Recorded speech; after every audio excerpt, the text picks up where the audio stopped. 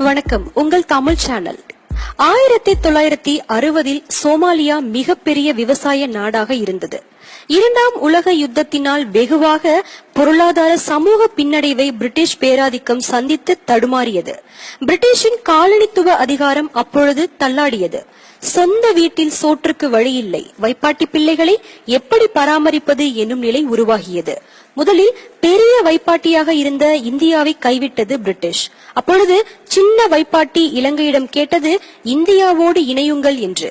அன்று தமிழர்கள் தனியாக பிரியலாம் என்று ஒரு கருத்து நிலவியது. ஆனாலும் தமிழ்நாட்டில் ராமசாமி, காமராஜர், பசும்பொன், ராஜாஜி போன்றவர்கள் காங்கிரசின் மீது கொண்டிருந்த நம்பிக்கையில் பிரிவினை வேண்டாம் என்று இந்தியாவுடன் இணைவதாக முடிவெடுத்தார்கள். ஈழத் தமிழர்கள் அதனை ஏற்கவில்லை. நாம் தனியாக இருப்போம் என்று முடிவு எடுத்த பொழுது சிங்களவன் நரித்தந்திரம் செய்து, அன்று நாம் என்ன அப்படி சண்டையா போட போகின்றோம், ஒற்றுமையாக ஒரே நாடாக இருப்போம் என்றான். அப்பொழுது நேரு, காந்தி இருவரும் ஈழத் தமிழர்களுக்கு நாம் எல்லோரும் இணைவது போல நீங்கள் தனி நாடாக இலங்கை, சிலோன் என்று இருங்கள் என்று ஆலோசனை சொல்ல இந்த முட்டாள் தமிழர்கள், மூத்த தற்குறிகள் எல்லாம் நம்பி ஏமாந்தார்கள். இன்று தமிழ்நாடு பாலைவனமாகின்றது. ஈழம் சுடுகாடாகிவிட்டது. 70 ஆண்டுகள் முன் நம் முன்னவர்கள் செய்த பிழை இப்பொழுது நம்மை இந்த பாடுபடுத்துகின்றது. இத்தாலியரின் பிடிக்குள் இருந்த சோமாலியா ஒரு காலத்தில் மிகவும் பசுமை நிறைந்த நாடாக இருந்தது. இத்தாலியரின் பிடிக்குள் சிக்கி ரசாயன கழிவுகளை கொட்டும் இடமாகவும் பல் ரசாயன பொருள்களை அகண்டு எடுக்கும் நிலமாகவும் சோமாலியா மாறியது. ஏறக்குறைய 100 ஆண்டுகளுக்கு மேலாக இத்தாலியா வளமான விவசாய நிலங்கள் எல்லாம் பாழாகியது.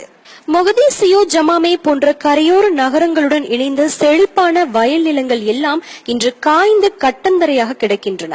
சோமாலியாவின் தெற்கு மாநிலங்கள் இப்படிதான் மிக வளமான விவசாய நிலமாக, பருவ மழை பொழியும் வளமான வயல் பூமியாக இருந்தது. கால்நடை வளர்ப்பில் மிக செழிப்பாக இருந்து பின் மீத்தேன் ரசாயன கனிம பொருட்கள் அகலும் வேலைகளை இத்தாலியா கூட்டு மேற்கு கம்பெனிகள் ஆரம்பித்து வைக்க படிப்படியாக சோமாலியா தனது அழகை இழந்தது. வடக்கு இத்தாலியா ஆக்கிரமிப்பு ஆதிக்க சக்திகள் மேற்கு உலகுடன் கைகோர்த்து சோமாலியா மண்ணின் கனிம வளத்தை கொள்ளையடிக்க நாடு நாசமாகியது. ஏறக்குறைய 100 ஆண்டுகள் சோமாலியா பெரும் பொருளாதார விவசாய உற்பத்தி சரிந்து வீழ்ந்தது. பல அண்டை நாடுகள் உணவு கொடுத்து சோமாலியா ஒருவேளை உணவுக்கு உலகிடம் பிச்சை எடுக்கும் நிலை உருவாகியது.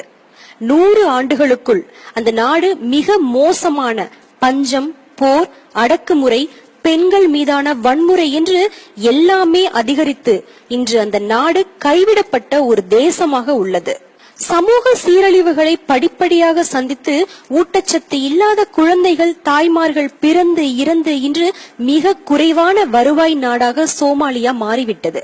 வடக்கு மாநிலங்கள் செழிப்பாக இருக்க அதற்காக தெற்கு மாநிலங்களின் கட்டுமீறி செயல்படும் ரசாயன அகழ்வுகள் தெற்கு மாநிலங்களை பாலைவனமாக மாற்றிவிடும்.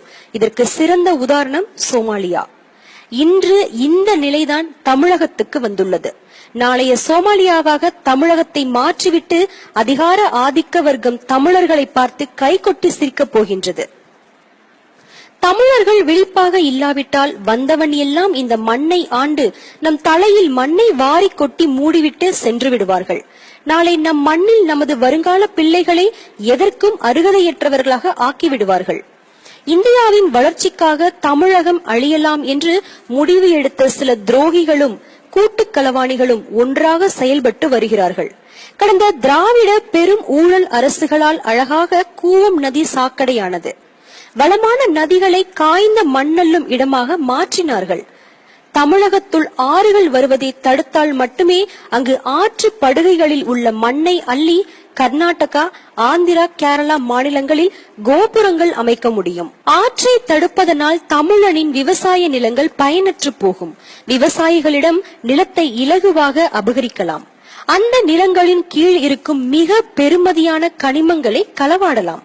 இன்று திராவிட கூட்டு களவாணிகளின் ஆட்சியில் தமிழகம் பாழாகி பயனற்ற பூமியாக மாற்றமடைந்து வருகின்றது.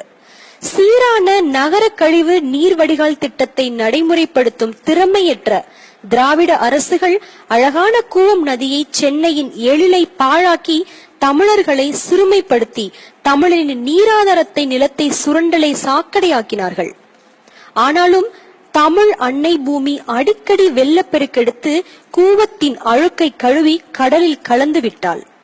தமிழன் இன்னும் விழிக்காது இருந்தால் தமிழகம் பாலைவனமாக மாறுவதை தடுக்க முடியாது. என்ன செய்ய போகிறார்கள் நம் தமிழர்கள்?